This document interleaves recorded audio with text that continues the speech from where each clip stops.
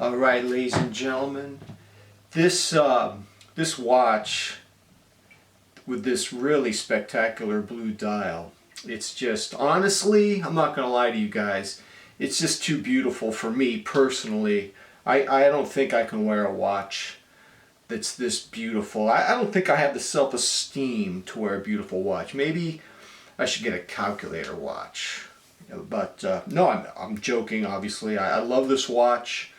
This SBDC 065 Seiko, December 15th, thereabouts. They have a 42 millimeter version of this in a dark blue dial, and it's an all stainless version with a black dial, which I'll probably get. Probably get it soon. So I want to talk about the unhinged watch collector in the context of what it means to be unhinged. So, Thanksgiving, my wife and my twin daughters, we were hanging out. It was just us four for Thanksgiving. And they made a dessert. I don't eat a lot of desserts. I don't eat a lot of sugar. I'm heavy as it is without eating a lot of desserts. I eat pretty clean, but I have a huge appetite. I'm 59 years old, and I have the appetite of a high school football player. I'm always hungry, and I guess I should be thankful for it. I mean, I'm very grateful for my health. And so anyways, my wife and daughters, they made something I'd never heard of before. It's called a Spimoni Lush Brownie. I've heard of a brownie. You know, I like brownies as much as the next person. The Spimoni Lush Brownie is a brownie layered with pistachio pudding, cream cheese, and cherry whipped cream. And honestly, when my wife described it to me, I was like, that sounds a little too much, a little too busy for me. But on Thanksgiving, I had a brownie, as I just described. And I won't lie to you guys, when my family was off somewhere, I took 4 brownies, and I gave up with the silverware, man. I went into total beast mode. I was eating it over the sink. The 4th brownie, man, and I was like the Incredible Hulk. I saw my reflection in the kitchen window. I didn't even recognize that dude. And I've been thinking about that. I've been haunted by that. What was Thanksgiving, like 2 days ago? I've been thinking about what it means to be unhinged. I mean, as many of you guys know, I'm a watch guy, I'm a watch collector, and I have a watch addiction situation. Some of you guys have it too. And that experience with the dessert, with that brownie, it made me think of being unhinged.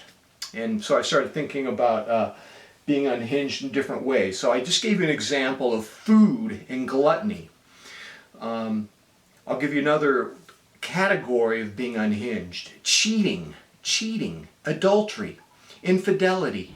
There was a show I used to watch in the 90s called Mcbeal. And as I was trying to compose this sort of like verbal essay on being unhinged, Mcbeal came up. There was an episode where one of the characters said, there are men who establish this amazing career, and they establish a family, and for a 10-minute dalliance, for a 10-minute fling, boom, they throw it all away. And they become unhinged in that 10 minutes. I will tell you, a 10-minute unhinge in the brownie category is probably going to be less destructive than the Mcbeal example I gave you. Then another category of being unhinged that I thought of is when you have a mistaken outrage, when you're outraged because you have the wrong perception of what you think are the facts. In the 4th grade, my best friend and I, Steve Getzel, we would take a bag lunch. It was just a generic brown bag.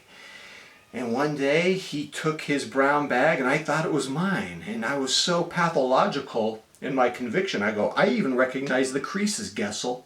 You're taking my lunch. I punched my best friend in the back and it knocked the wind out of his stomach.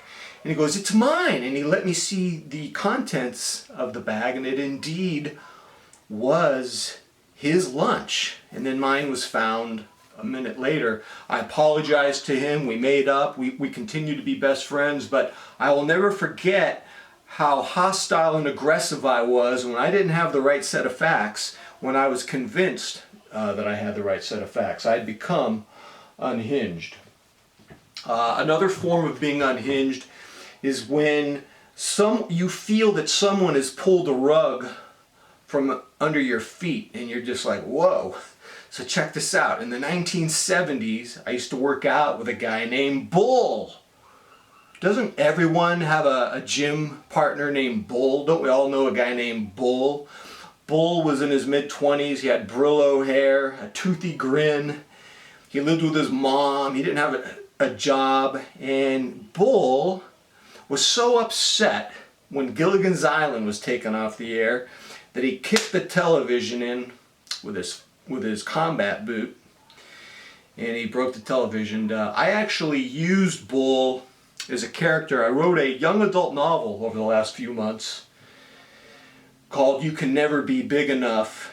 It's about a teenage bodybuilder in the 1970s in the San Francisco Bay Area who his parents get a divorce and he feels like he has to protect his mother. And so he just gets bigger and bigger and bigger to intimidate all the men that his mother is dating. Now it's based on my life, but this character is far more interesting than I am, and the story is much more interesting than I am. And I sent the synopsis and some sample chapters to some literary agents, and I noticed something. They don't want you to call them to check on the status of this. And you know, that's very unhinged, to be over eager and to be called, hey, have you read my synopsis, my query? You get back to me yet? You know, they will, boom, they'll cut you off so fast, man. Get a grip, my man. So I was thinking of that. And then, of course, in the realm of watch addiction, you know, consumer unhinged behavior. We all know that guy. He's got 5 watches in the mail coming to his house, and he doesn't even want them anymore. In the meantime, while he's waiting for those 5 watches to come in the mail, he's lusting after 7 watches that he found online. And, oh my God, we all see ourselves in that. And so, as you know, I've taken a break from watch buying, but look at me, man. I might be buying a watch in the next month or so. So that's on the table.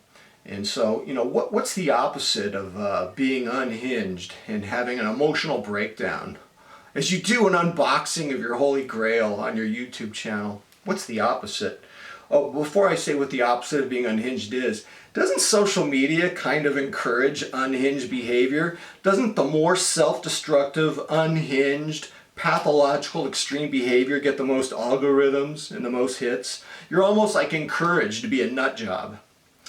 So I think all of us in our heart of hearts, even though we are watch addicts, many of us, we want to be self-possessed. We just love to be that 2-3 watch guy. Look at me. Just 2-3 watches. You want to join me in this world of maturity, of being together, of serenity? You want to join me? I'm not arrogant about it. No, I'm telling you this with a certain humility. I don't know about that. All right, final thoughts, man. Are you guys struggling with being unhinged? The unhinged part of you versus the self-possessed part of you? And my last thought is, if you want to see a movie about being unhinged, one of the best movies I've ever seen with a character who is unhinged is called Uncut Gems, where Adam Sandler deserves an Oscar for playing one of the most unhinged characters I've ever seen. So tell me how self-possessed or unhinged you are these days. Kind of a stressful time we're living in. Pretty good topic, I would hope. All right, ladies and gentlemen, until next time, I am out.